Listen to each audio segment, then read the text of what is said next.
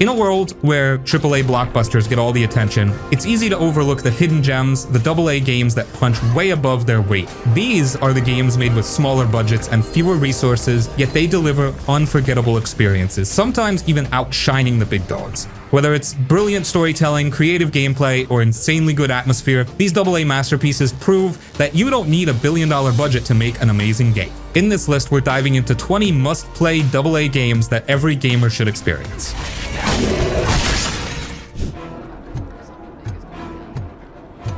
Robocop, Rogue City. You play as Alex Murphy, a Detroit cop turned cybernetic crime fighter tasked with cleaning up the city's violent underbelly. The story fits perfectly into the Robocop universe, with dark satirical themes about corporate greed, corruption, and the line between man and machine. You'll face ruthless gangs, shady corporations, and corrupt cops, all while piecing together a larger conspiracy. The narrative is surprisingly well written. It's not just a mindless action fest, it dives into Murphy's fading humanity. You'll see glimpses of his past life, wrestle with what's left of his emotions, and face moral choices that actually impact the story. Whether you play as a by-the-book cop or dish out brutal street justice, I assist you, officer. I'm trying to catch this one shifty deal. The game reacts to your decisions, making you feel like you're shaping Robocop's legacy. But the real star here is the gameplay, and it absolutely nails the power fantasy of being Robocop.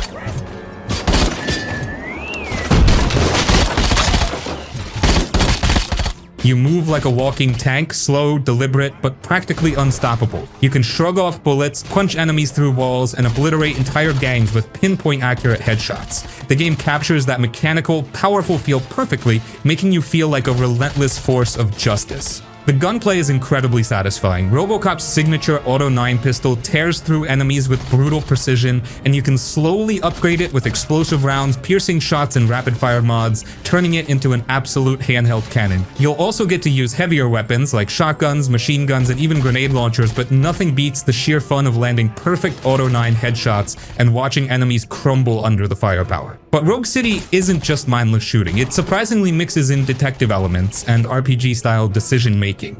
Investigate crime scenes, question suspects, and choose how you handle criminals, whether you arrest them or go full Robocop and deal out lethal justice. There are also dialogue choices that affect how the story unfolds, making it more layered than you'd expect. The atmosphere is spot on. Detroit is grim, dirty, and drenched in neon, with crime-ridden streets, shady alleys, and corrupt corporate offices. The environments are dripping with 80s-style dystopian flair, making it feel like you're walking through the original movies. And the game absolutely nails the Robocop aesthetic, with authentic sound effects, synth-heavy music, and brutal, over-the-top violence. What makes Rogue City stand out is how it doesn't try to be more than it needs to be. It sticks to its strengths: badass Robocop action, solid storytelling, and just the right amount of player choice. It embraces its B-movie roots, giving you campy one-liners, blood-soaked shootouts, and cheesy but charming dialogue. By the time you finish, you'll feel like you just played through a lost Robocop movie with plenty of callbacks, fan service, and action-packed set pieces. It's a rare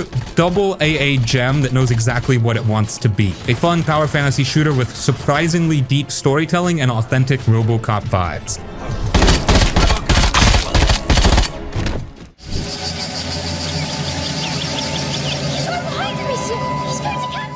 A Plague Tale Requiem. A Plague Tale Requiem is one of those games that hits you right in the gut, in the best and worst way possible. It's beautiful, heartbreaking, and brutal all at once, and by the end, you'll probably just sit there in silence, wondering how a game about two kids running from rats could wreck your soul this hard. The game follows Amisha and her little brother Hugo as they try to escape the curse that's been haunting them since the first game. Hugo has this terrifying power that lets him control rats, but the more he uses it, the worse his condition gets. The poor kid just wants to be normal, but his powers are basically turning the world into a rat-infested hellscape. Meanwhile, Amisha, who's barely even an adult herself, is forced to be both his protector and a ruthless killer. You'll watch her slowly break, and it's honestly tough to see. The story hits hard because it's so human. It's not about saving the world or stopping some evil villain. It's just two siblings desperately clinging to hope, even as everything keeps falling apart. And Amicia, she's tired, angry, and way more violent this time. You can feel her frustration every time she snaps and kills someone. She's basically a teenager carrying the weight of the apocalypse, and it's both powerful and tragic.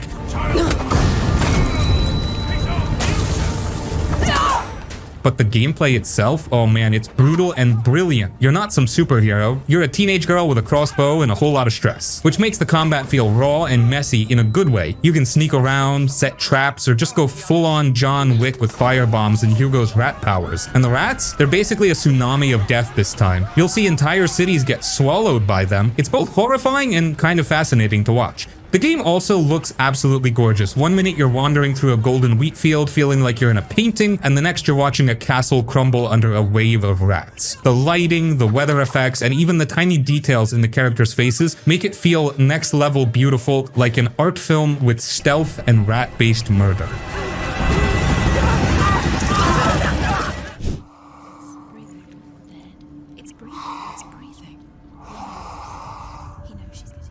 Hellblade: Senua's Sacrifice. Hellblade: Senua's Sacrifice is one of the most haunting and powerful games you'll ever play. It's dark, beautiful, and genuinely disturbing, but not in a cheap jump scare way. This is psychological horror done right, and by the end, you'll probably feel like you need to lie down for a bit.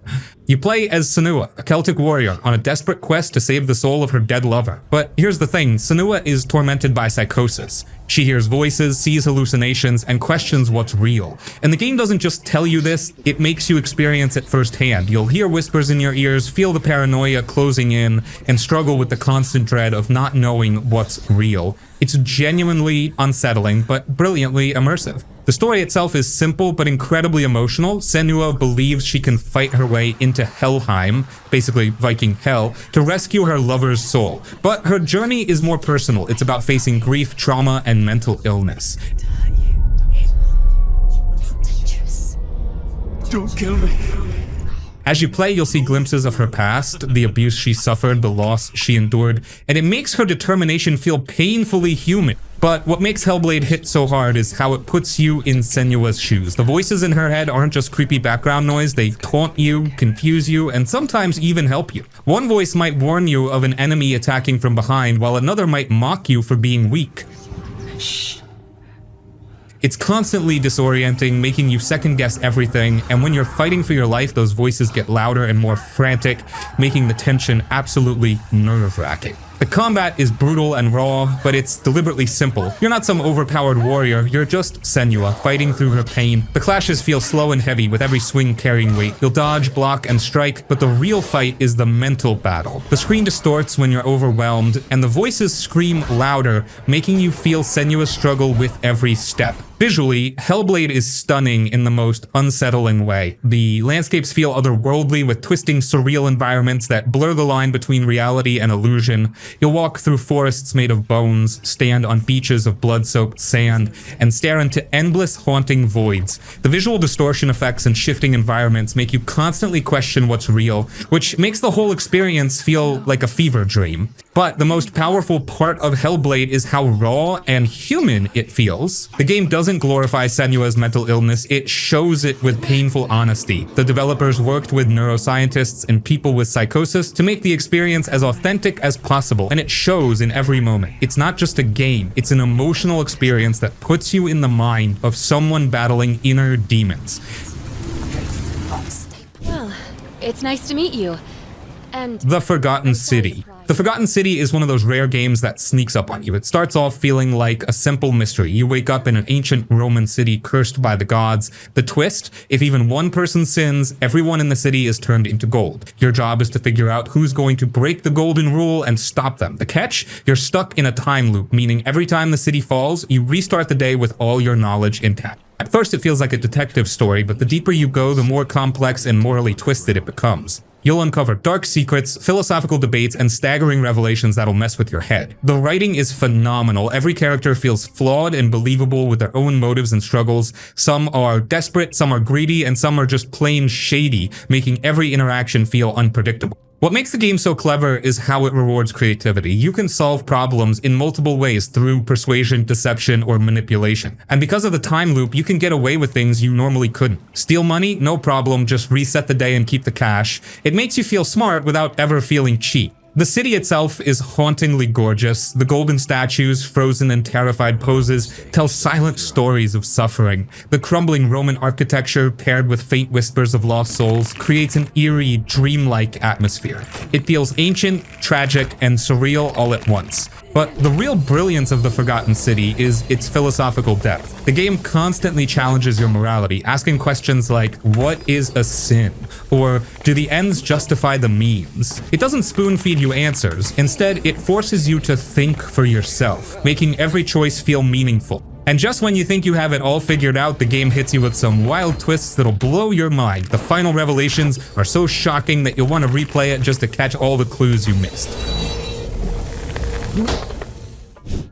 Stephen King once wrote that nightmares exist. Alan Wake? Alan Wake is the perfect game for anyone who loves a good psychological thriller with a dash of supernatural horror. It's mysterious, intense, and dripping with atmosphere, making you feel like you're trapped in a Stephen King novel, except you're the main character and everything is out to get you. You play as Alan Wake, a best-selling author who takes a trip to the small town of Bright Falls with his wife, hoping to cure his writer's block. But things go sideways fast. Alan's wife mysteriously disappears, and suddenly he's being hunted by shadowy figures called the Taken, people who've been consumed by darkness. You missed your deadline! To make things even weirder, Alan discovers that he's somehow written a horror story that's coming to life, but he has no memory of writing it. The story is brilliantly told, constantly blurring the line between reality and fiction. You'll find pages of Alan's manuscripts scattered around, describing events before they happen, creating this eerie sense of dread. And just when you think you understand what's going on, the game throws in another twist that'll mess with your head. But it's not just the story that makes the game so gripping, it's the atmosphere. Bright Falls looks like your typical quiet town, but it feels off in the creepiest way possible.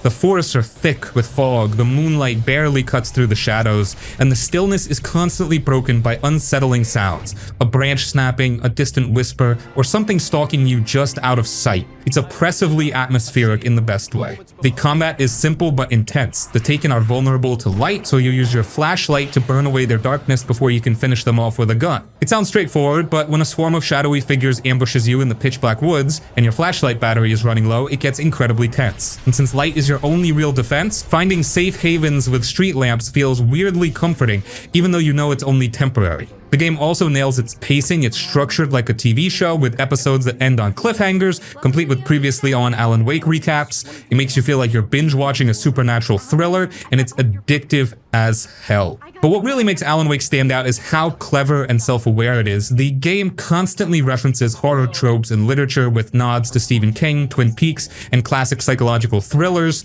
Alan himself is flawed and relatable, and you'll genuinely feel his desperation as he struggles to understand what's real and what's part of his own twisted imagination.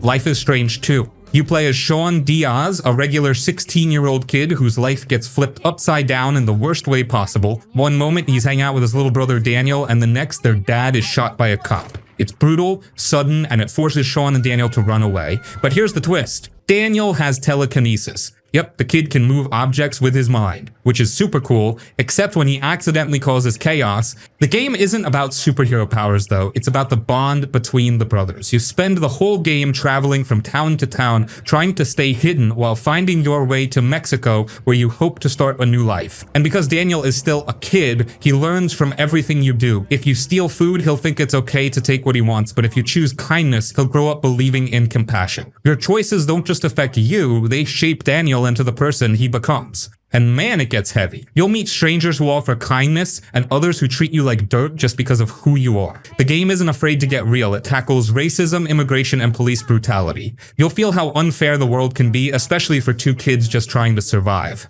But it's not all depressing. There are some beautiful moments too, like when the brothers camp out under the stars, roasting marshmallows and sharing goofy stories, or when Daniel goes full kid mode, getting excited over dogs, snow, and silly pranks. It's these small, warm moments that make the painful ones hit even harder. The choices you make feel real, and they're never easy. Do you teach Daniel to fight back against cruelty, or teach him to walk away? Do you put yourself at risk to help strangers, or keep Daniel safe no matter what? The game never judges you, but you'll feel the weight of your decisions.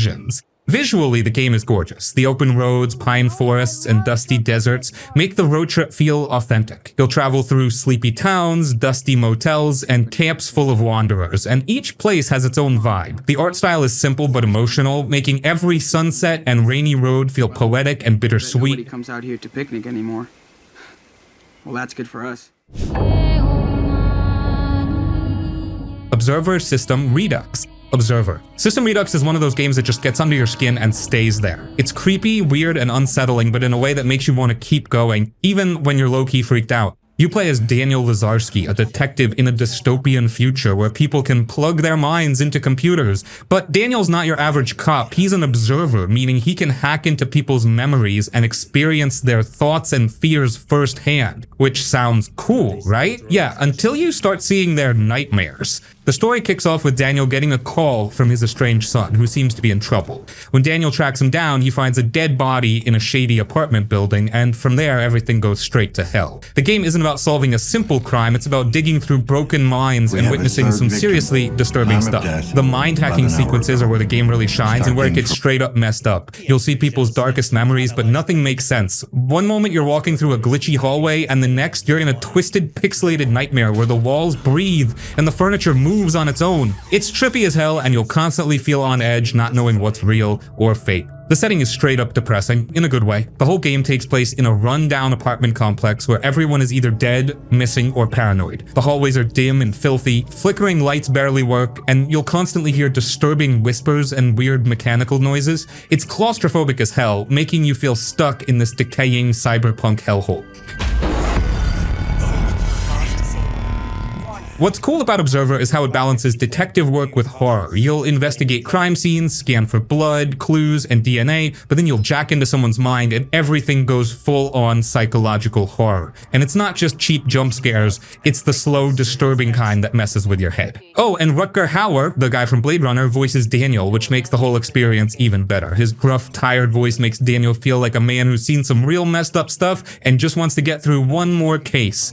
The Redux version adds better visuals and extra content, making the already eerie atmosphere even more haunting. The lighting is darker, the environments look grimier, and the new side missions add more backstory and twisted lore. Overall, Observer System, Redux is like diving headfirst into a glitchy, fever dream version of Blade Runner. It's weird, unsettling, and genuinely disturbing, but it keeps you hooked. If you love creepy, mind-bending sci-fi with a dark detective vibe, this one's 100% worth your time. Was removed post-mortem. It's possible the killer took it. Kingdoms of Amalur Re-Reckoning. Kingdoms of Amalur Reckoning is one of those games that kind of flew under the radar when it first came out, but man, it deserves way more love. It's got a massive open world, fun combat, and tons of customization, making it stupidly addictive once you get into it. You play as the Fateless One, which is basically a fancy way of saying you're the only person in the world who isn't bound by fate. Everyone else, their lives are already written, but you're a wild card. You can rewrite fate itself, which makes you a huge threat to the evil forces trying to control the world. The plot isn't super groundbreaking, but it's still solid. There's war, magic, destiny, and plenty of cool fantasy twists. What really makes the game shine, though, is the combat. It's fast, flashy, and super satisfying. You've got tons of weapons and abilities, and you can mix and match classes however you want. You want to be a magic-wielding rogue? Go for it. A warrior who throws fireballs? No problem. The game doesn't lock you into one build, which makes experimenting fun as hell. Plus, pulling off huge combos and unleashing brutal finishers never gets old.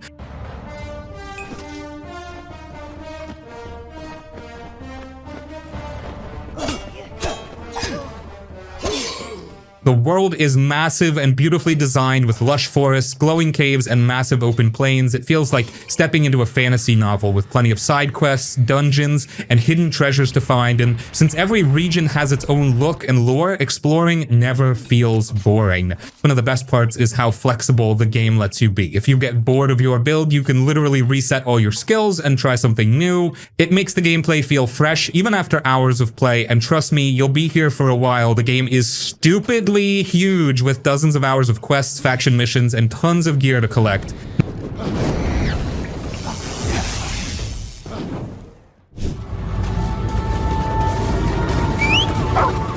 Remnant II. You ever play a game that just refuses to hold your hand? Yeah, that's Remnant 2. It drops you into its brutal, twisted world and basically says, figure it out or die trying. And you will die a lot, but the thing is, you'll keep coming back because it's just that damn good. At its core, Remnant 2 is a third-person shooter, but it's got the soul of a hardcore RPG. You'll explore bizarre, randomly generated worlds, fight nightmarish creatures, and take on some of the most creative bosses you'll ever see. And the best part, every playthrough is different.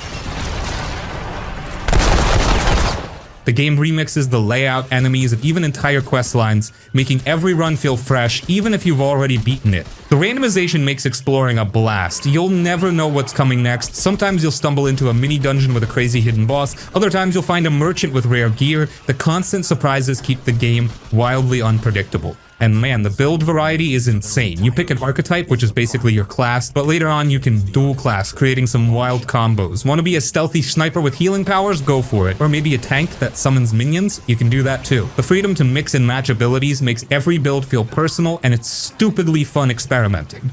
The co-op is where it gets real spicy. Playing solo is tough, but running with friends turns it into pure chaos. Enemies scale with your team, so fights get more intense, but coordinating your builds makes it super rewarding. Plus, it's just way more fun laughing with your buddies when you all get absolutely destroyed by a giant mutant deer out of nowhere. Visually, Remnant 2 is gorgeous and freaky at the same time. The worlds feel alien and surreal, with twisted forests, crumbling ruins, and corrupted cities that all feel alive with detail. The lighting and particle effects make the environments pop, and the enemy designs are straight up nightmare fuel. Honestly, Remnant 2 is one of the best co-op shooters out there. It's challenging, unpredictable, and endlessly replayable. Whether you're fighting through it solo or with friends, you'll keep coming back for more because it's just that damn fun.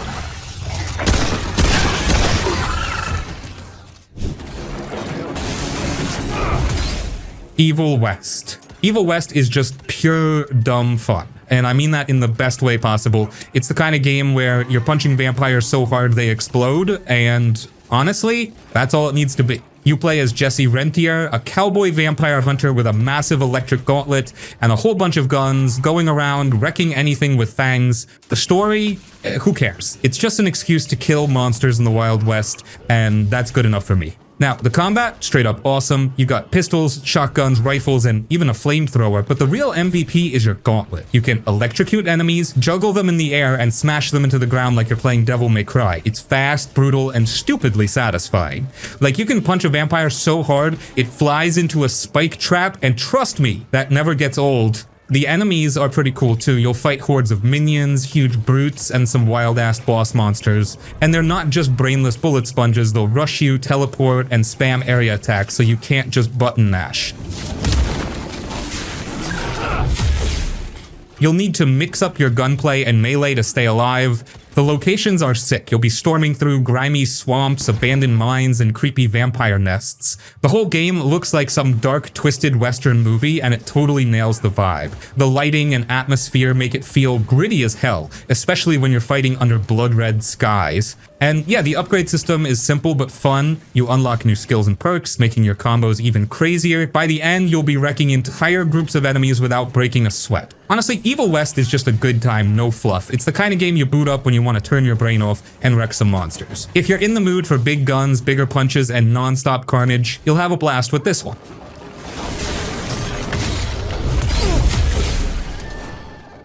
A basic universal concept.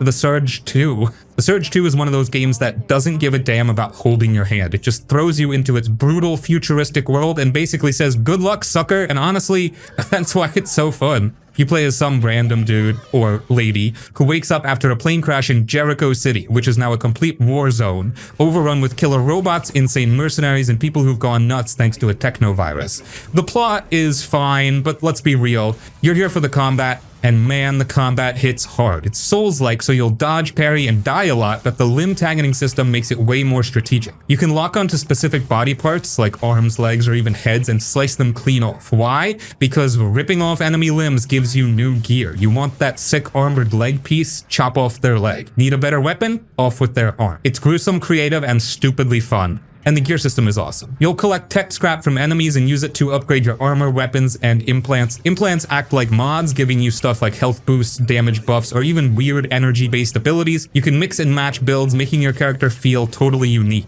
The world design is top tier. Jericho City is gritty, broken, and chaotic with dense slums, dark alleyways, and creepy industrial zones. It's all interconnected with tons of shortcuts and hidden paths, making exploration super rewarding. And since the world changes as you progress, you'll keep finding new stuff, even in areas you've already cleared.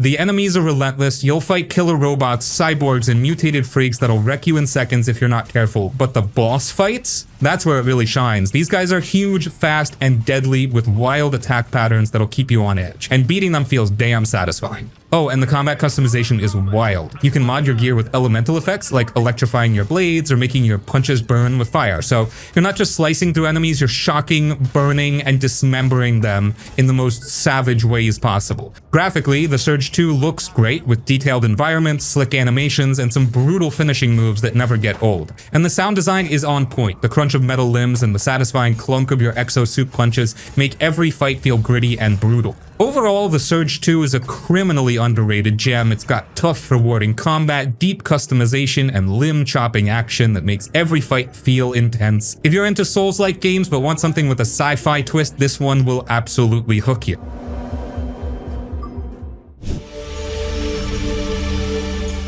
Shadow Warrior 2. Shadow Warrior 2 is just, again, pure fun. It's the kind of game where you're dual-wielding shotguns, slicing up demons with a freaking katana, and cracking dumb jokes the whole time. It's fast, messy, and glorious chaos. You play as Lo Wang, yeah, that's his actual name, a cocky, loud-mouthed mercenary who fights demons for a living. The story? Whatever, bro. Something about corporations, magic, and saving the world, but let's be real, you'll skip through half of it. You're here to wreck monsters and make a mess, not follow some deep plot. Now the combat, absolutely insane. You've got guns, swords, chainsaws, and even a flamethrower, and you can dual wield almost anything. That means pistol in one hand, grenade launcher in the other, because why not? The gunplay is super snappy and the melee combat brutal. You'll be dashing through groups of demons, slicing off limbs, and watching the blood spray everywhere. It's gory, over the top, and stupidly fun. The enemies are wild. You'll be fighting everything from demon ninjas to giant mutant freaks, and they come at you fast. You'll be bouncing around the map, slashing, shooting, and pulling off ridiculous combos, and somehow,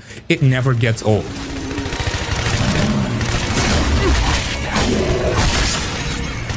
The loot system makes it even better. It's basically Borderlands style with tons of random weapons and modifiers. You'll find guns with fire, electric, or ice damage, and you can upgrade them with perks like lifesteal or extra crit damage. It makes every weapon feel different, and you'll be constantly swapping loadouts just to see how ridiculous you can get. The world design is actually pretty cool. You'll be running through neon-lit cities, misty forests, and creepy demon temples. It's all colorful, stylish, and weirdly beautiful despite the blood and guts flying everywhere. At the end of the day, Shadow Warrior 2 is just pure video game fun. No filler, no fluff, just guns, swords, and non-stop demon-slaying action. If you want a game that lets you turn your brain off, dual-wield shotguns, and chop monsters in half for hours, this one's an easy way.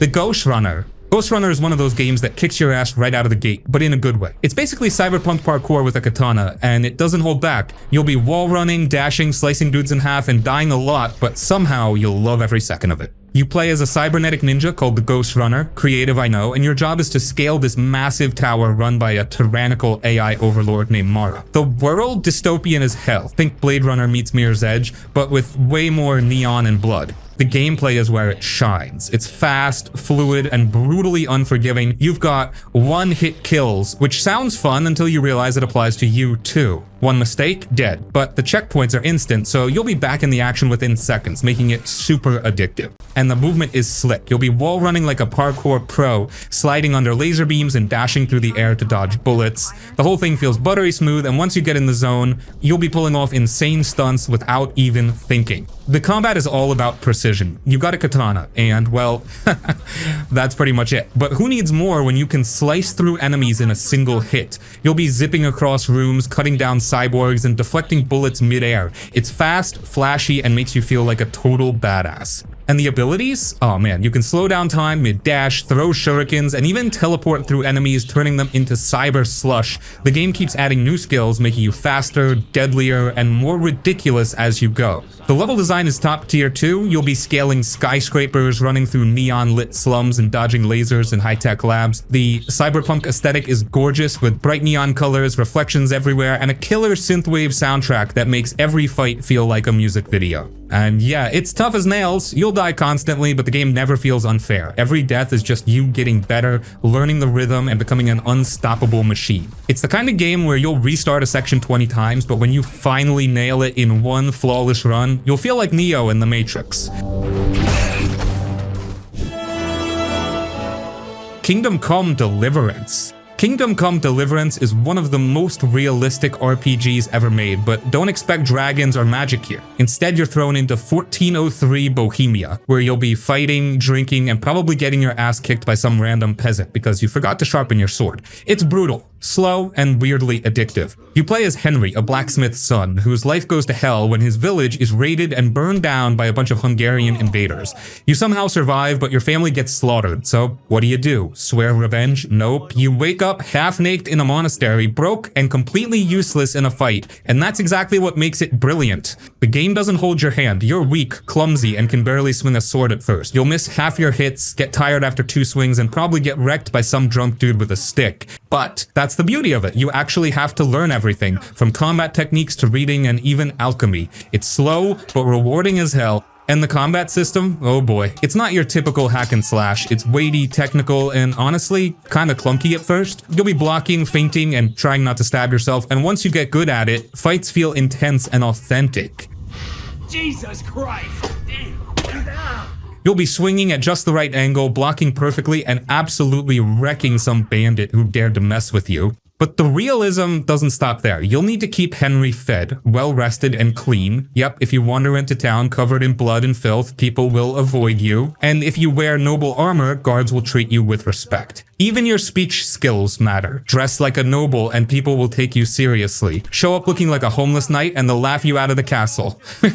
The world itself is stunning. It's not massive, but it's dense and beautiful. You'll be riding through lush forests, tiny villages, and authentic medieval towns. The game nails the atmosphere. You'll hear villagers chatting, blacksmiths hammering, and the occasional drunken brawl. It feels alive. Oh, and the little details, insane. Your armor degrades, so you'll need to repair it. Your sword gets dull, so you'll have to sharpen it. And if you don't clean yourself, people will literally complain about your stench. It's one of the most immersive worlds ever made for everyone. It's slow, tough, and frustrating at times, but that's exactly why it's so special. It makes every battle feel earned, every coin you make feel valuable, and every victory feel personal. If you want an RPG where you actually have to think, this one's an absolute must play.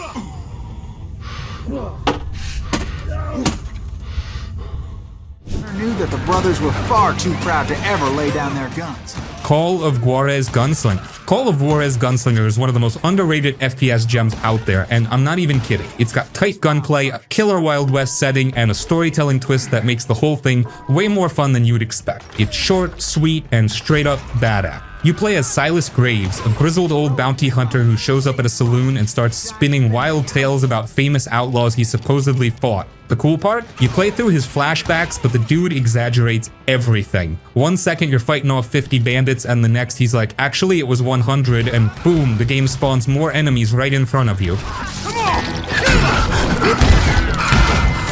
The way the narration messes with the gameplay is hilarious and brilliant. The gunplay is where it shines. You've got classic revolvers, shotguns, rifles, and even dual-wielding pistols, making you feel like Clint Eastwood on steroids. The shootouts are fast, messy, and satisfying as hell. You'll be popping headshots in slow-mo, blowing bandits off balconies, and pulling off insane combos. And yeah, the slow-motion bullet time, that was pretty freaking cool. Anyway, the levels are fun as hell too. You'll be chasing outlaws through forests, fighting your way across moving trains, and surviving dynamite-filled ambushes. It's all super cinematic with tons of action-packed set pieces, but the real star is the storytelling twist. Since Silas is a lying bastard, you'll see the environment change mid-level as he revises his tale. You'll be fighting a group of outlaws, and suddenly he goes, wait, did I mention the Apache Warriors? And bam! Apache Warriors spawn out of nowhere.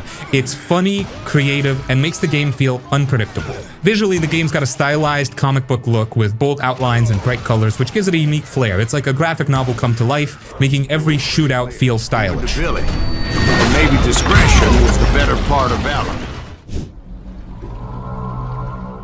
The Sinking City. The Sinking City is one of those weird-ass games that sneaks up on you. At first, it seems like just another detective game, but the deeper you go, the more you realize you're slowly losing your mind and loving it. It's basically Sherlock Holmes meets H.P. Lovecraft, with creepy cosmic horror, bizarre mysteries, and plenty of disturbing moments. You play as Charles Reed, a private detective who shows up in Oakmont, a flooded, rotting town where everyone's either insane, mutated, or both. You're there to investigate the town's supernatural weirdness, but also figure out why you're having freaky visions, and trust me, things get messed up fast. The detective gameplay is actually solid. You'll be searching for clues, linking evidence, and piecing together theories. There's no handholding, either you actually have to think like a detective. No quest markers or magical compasses here, just your brain and a notebook. You'll be matching clues, consulting archives, and solving some genuinely clever mysteries. But then the horror kicks in. You'll be exploring flooded streets, diving into sunken ruins, and running into some truly disturbing creatures. The monsters are grotesque, with slimy, tentacle-covered designs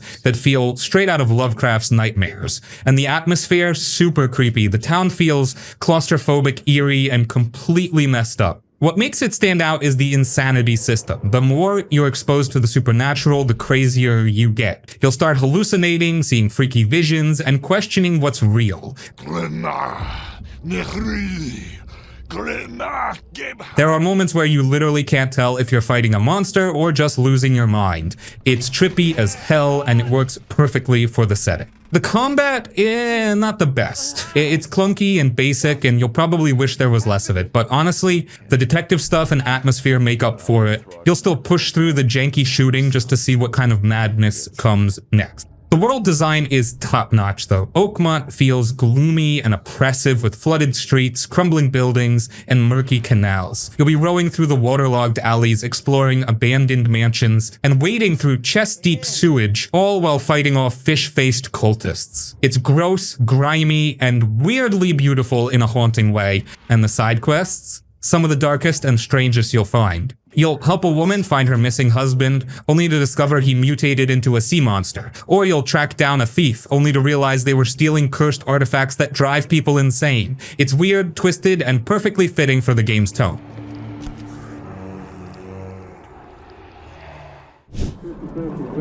Beep, beep.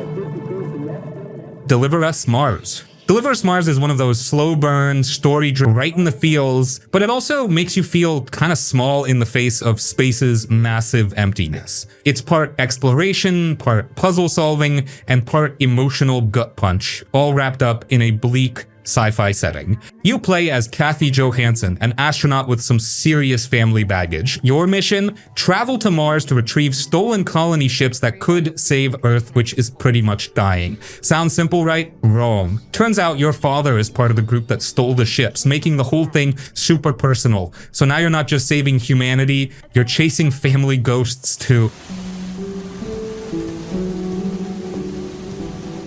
The gameplay is slow and deliberate. You'll be exploring desolate Martian landscapes, climbing rocky cliffs, and solving puzzles. It's got that classic walking sim vibe, but with a bit more interactivity.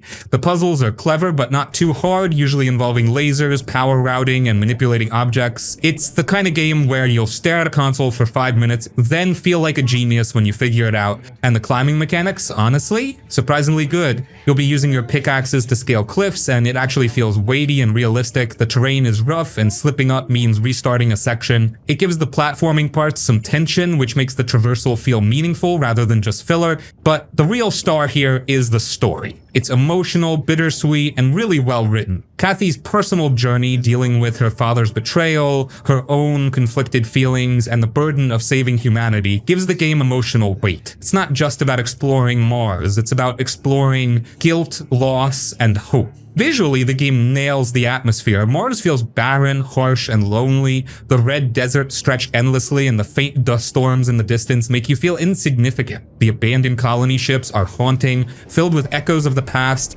giving the whole thing a ghost town vibe. Now, it's not perfect, the facial animations can be kinda rough and some of the movement feels janky, but the strong narrative and atmosphere totally carry the experience. At the end of the day, Deliverance Mars is one of those rare games that sticks with you long after you finish it. It's not action-packed, but it's thoughtful, emotional, and beautifully haunting. If you're into slow-paced, story-driven sci-fi with gorgeous exploration and a heavy dose of feels, this one's a must-play.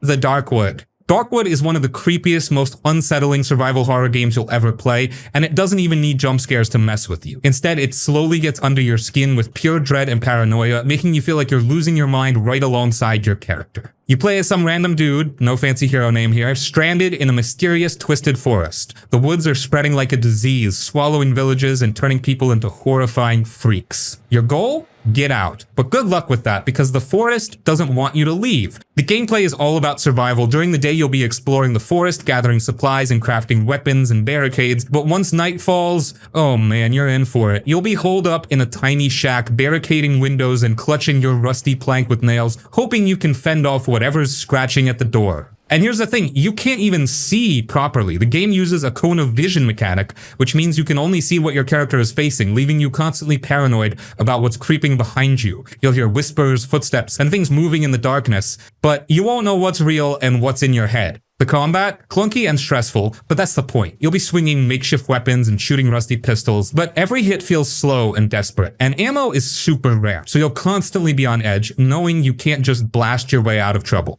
The atmosphere is insanely effective. The forest feels alive, but in the worst way possible. The trees seem to watch you, the ground oozes with corruption, and everything feels wrong. You'll find disturbing little villages, abandoned homes, and weird NPCs who are either insane, infected, or both. And the story? It's cryptic and unsettling, told through vague journal entries, cryptic dialogue, and environmental clues. You'll piece together the mystery of the forest, but honestly, the less you know, the scarier it gets. The vague, dreamlike storytelling makes you feel like you're trapped in a nightmare you can't wake up from. Oh, and let's talk about the random events. You'll be hiding in your shack, and suddenly, a doll appears out of nowhere. Or you'll hear a child crying, but there's no one there. The game constantly messes with you, making you question what's real and what's just your sanity slipping away.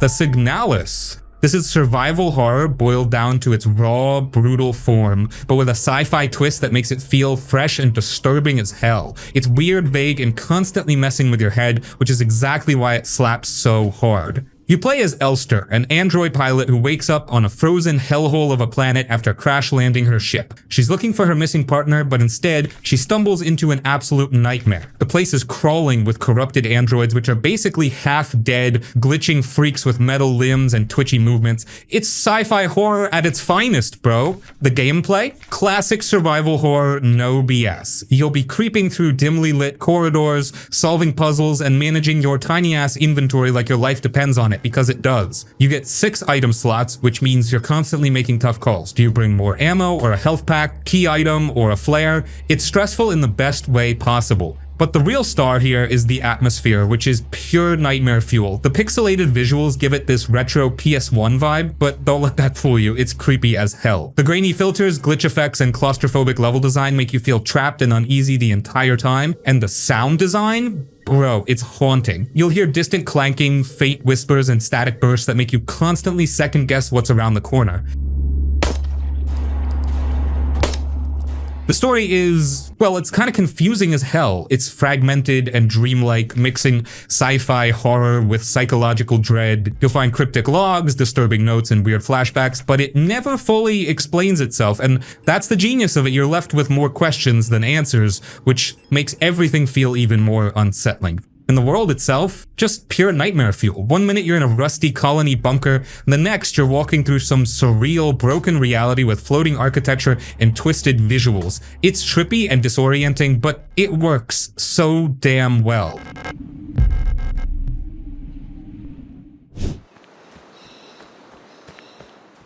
The Kenna, Bridge of Spirits. You ever play a game that just feels like a warm hug for your eyeballs? That's Kenna Bridge of Spirits. It's stunning, emotional, and way better than it has any right to be considering it's Ember Labs' first game. But don't be fooled by the cute Pixar-style visuals. This one packs a serious punch, both emotionally and gameplay-wise. You play as Kenna, a young spirit guide with a magic staff and the ability to help restless souls move on. The catch? Some spirits don't want to go quietly and they turn into vengeful, corrupted monsters. Your job is to kick their spectral asses while helping them find peace. It's basically a mix of combat, exploration, and emotional gut punches. The combat is pretty deep. At first you're just whacking enemies with your staff, but soon you'll unlock a bow, which feels super satisfying to use. You'll be firing off spirit arrows, parrying attacks, and using your adorable rot companions, basically tiny black fluff balls with big eyes, to distract and weaken enemies.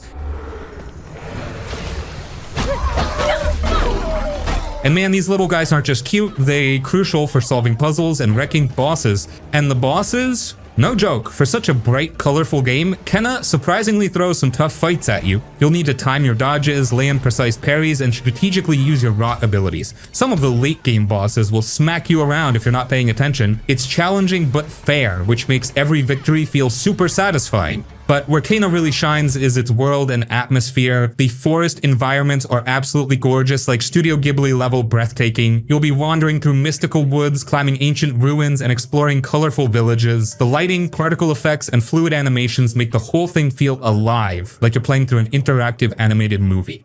And then you've got the story, which is surprisingly emotional. You're helping spirits find peace, but their backstories hit hard. Some of them are tragic, bittersweet, and beautifully told through flashbacks and environmental details. You'll get attached to the characters, even the ones who only show up for a short time. It's the kind of game that sneaks up on you with its emotional moment. The Rock Companions deserve a whole section of their own. These adorable little creatures follow you around and they're constantly doing cute stuff, sitting on Kenna's head, playing with flowers, or hopping into tiny hats you can find. And yes, you can customize their look with hats, because why not? They're both adorable and useful, helping you move objects, solve puzzles, and enhance your combat abilities.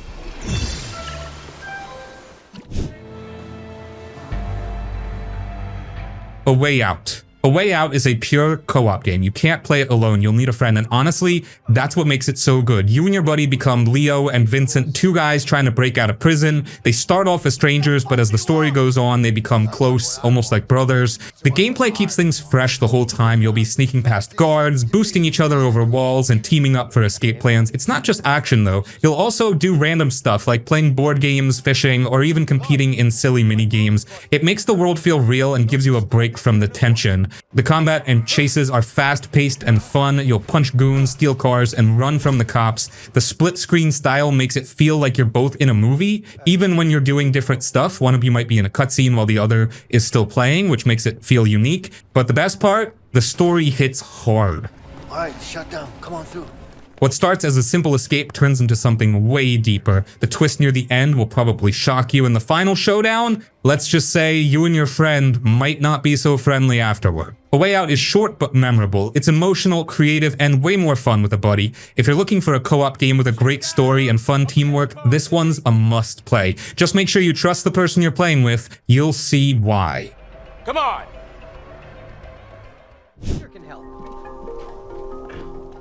It Takes Two. Just like A Way Out, It Takes Two is a pure co-op game where you and a friend play as a married couple, Cody and May, who are about to divorce, but after a weird magical accident, they get turned into tiny dolls. Now they have to work together to get back to their real bodies. The catch? They suck at being a couple, which makes the whole journey hilarious and messy. The gameplay is super creative. Every level has new mechanics, so you're never doing the same thing twice. One minute you're flying on a bird, the next you're shrinking and growing with a magic belt. You'll swing across gaps, ride on spiders, and even have snowball fights. It's constantly surprising you with fun new stuff.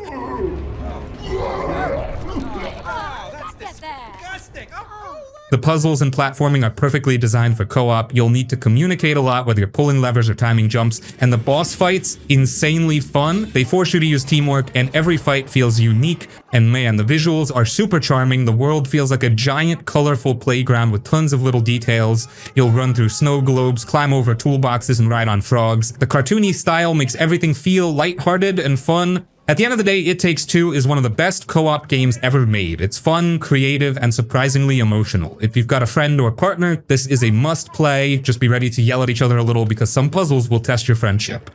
Up we go! Nice! Progress!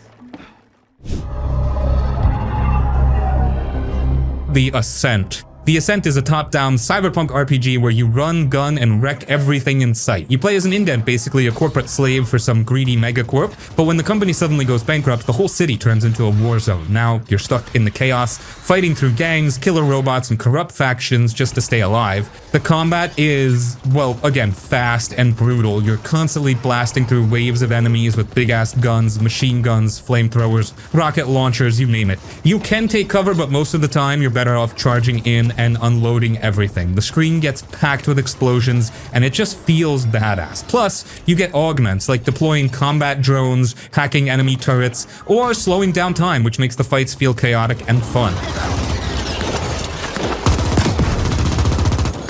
The RPG stuff is solid too. You'll level up, unlock skills, and customize your build. Want to beef up your health and tank everything? Go for it. Want to boost speed and dodge around like a maniac? You can do that too. The gear system is addictive. You're always finding new weapons and armor, and tweaking your loadout is half the fun. But bro, the world is insane. It's pure cyberpunk eye candy. The city is packed with neon lights, massive holograms, and crowded streets full of NPCs just doing their thing. You'll be walking past street vendors, through seedy clubs, or into shady back alley labs. It's so detailed and alive, you'll probably spend half your time just wandering around, taking in the vibe.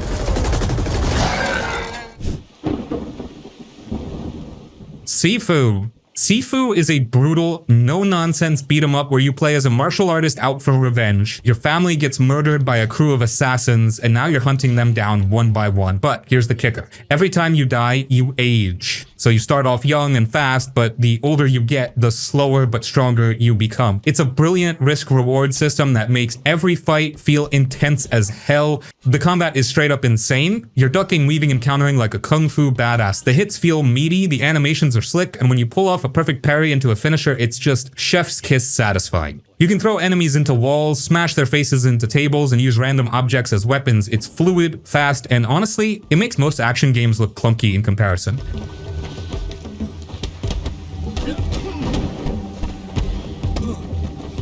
But the game doesn't hold back. It'll wreck you over and over until you get good. You'll die a lot at first, and seeing your character age right before your eyes is friggin' brutal. 1 minute you're a spry 20-something, and after a few rough fights, you're an old man with a wicked beard throwing haymakers like your life depends on it. Because it friggin' does! The levels are pure eye candy. You'll brawl through neon-lit nightclubs, fight in rain-soaked back alleys, and throw down in trippy dreamscapes where the environment warps around you. It's got bold colors, slick camera angles, and stylistic flair that makes every fight feel like a scene out of a martial arts flick. And look, replaying levels feels rewarding. You'll get your ass handed to you at first, but as you master the mechanics, you'll start flying through fights, barely aging at all. It's super satisfying when you finally beat a boss without losing a decade off your life.